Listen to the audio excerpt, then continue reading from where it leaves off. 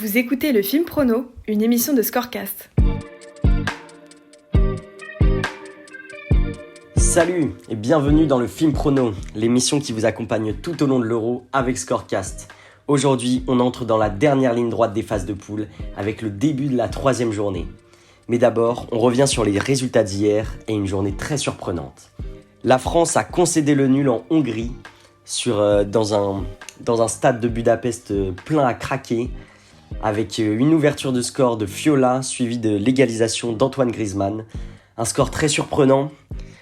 Sur Scorecast, vous n'avez été que 1,06% à pronostiquer le nul, alors qu'on comptait 97,64% de votants pour une victoire de l'équipe de France.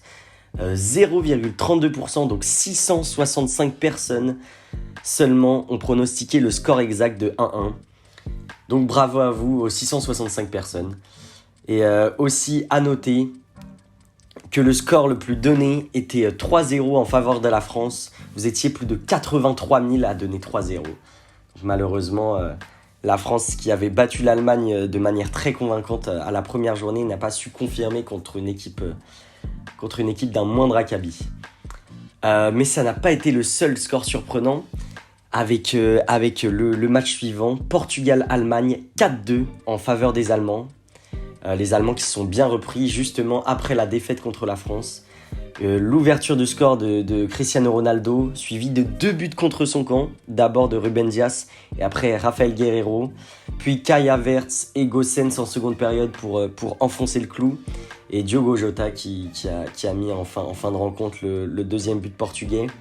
Vous étiez 37,78% à pronostiquer pour une victoire de l'Allemagne, donc bravo à vous. Mais on tient notre plus faible taux de score exact depuis le début de la compétition, et oui, 0,12%, et seulement 256 votants pour le score exact de 4-2. Donc bravo à vous, parce que c'est vraiment un score très difficile à pronostiquer. Sur 207 000 votants quand même, 256 scores exacts. Donc bravo à tous ceux qui ont pronostiqué 4-2 en faveur de l'Allemagne. On termine avec la déception du soir, le match raté encore une fois de l'Espagne. L'Espagne trop gentille, qui avait déjà concédé le nul contre la Suède dans la première journée. Cette fois-ci, l'Espagne, chez elle, a encore concédé le nul, mais face à la Pologne. Morata a ouvert le score à la limite du hors-jeu, suivi de l'égalisation de l'inévitable Robert Lewandowski. Et évidemment, ce penalty raté de Moreno qui coûte peut-être 2 points à l'Espagne. L'Espagne donc qui ne compte que 2 points après 2 journées d'Euro, il va falloir qu'elle se reprenne. Vous n'étiez que 11,35% à pronostiquer un nul entre les deux équipes, car plus de 84% d'entre vous avaient misé sur une victoire de l'Espagne. Personnellement, j'étais content, c'était le seul match où j'ai eu mon 1-1. Pour le score exact, vous étiez un peu plus de 8% à pronostiquer le score exact. Donc vraiment une journée très difficile pour nos scorecasters. Une journée pleine de rebondissements et peut-être la meilleure journée de l'Euro, cette dernière journée de la deuxième partie des phases de poule. On enchaîne avec le petit point sur la compétition publique et Juan Glad qui reste leader avec 35 points malgré un 0 pointé hier. On n'a pas tous les jours de la réussite. Faut faire attention Juan Glad parce que derrière ça arrive vite avec Simo Kamel et Valoudouze qui complètent le podium. Donc Valoudouze qui égalise Simo Kamel avec 34 points. Valoudouze et son fameux maillot de l'Olympique de Marseille. On voit l'OM sur le podium, c'est pas tous les jours, donc on en profite.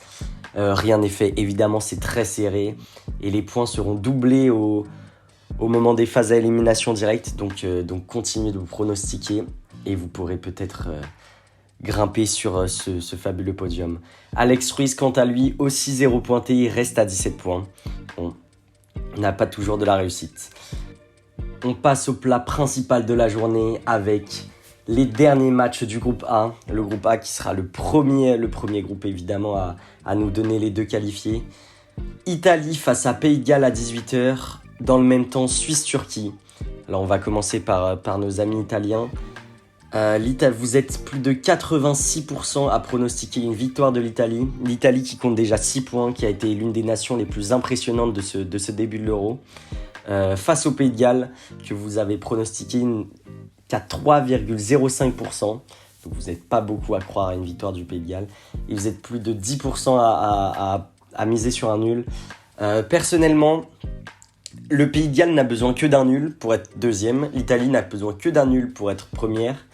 Je vois bien un match nul entre les deux équipes qui qualifierait donc les deux et qui donnerait l'Italie première du groupe. J'ai pronostiqué 2 nuls de l'Italie dans les 2 premières journées.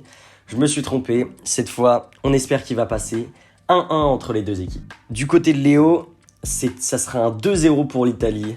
Léo qui voit bien l'Italie finir à 9 points, carton plein, que des clean sheets. Donc voilà. L'Italie qui quand même se montre comme une belle nation, une belle surprise de cet Euro. Ça fait plaisir de voir nos voisins se remettre après quand même quelques années compliquées. Dans le même temps, à 18h, on pourra voir Suisse-Turquie.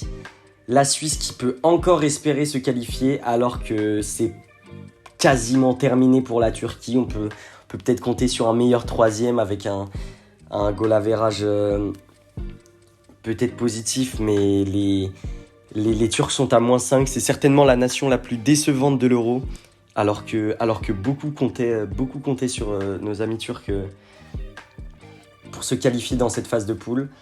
Vous êtes sur Scorecast plus de 50% à pronostiquer une victoire de la Suisse, seulement 19% à miser sur une victoire de la Turquie, alors que vous êtes un peu moins de 30% à rester sur un match nul. La Suisse qui n'a pas été étincelante, mais qui a quand même montré un peu plus de choses que des Turcs qui semblaient vraiment cramés lors des 2 premiers matchs. Personnellement, je vois quand même très mal cette équipe turque terminer à 0 points.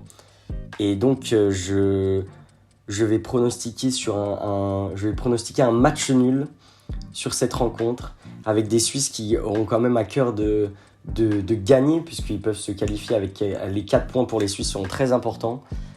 Donc peut-être un match nul 2 partout. On tente le 2 partout. Du côté de Léo, ça sera 1 partout entre les deux équipes, donc on est tous les deux sur un match nul. Voilà, c'est tout pour aujourd'hui. Profitez des 2 belles rencontres que nous réserve cette journée.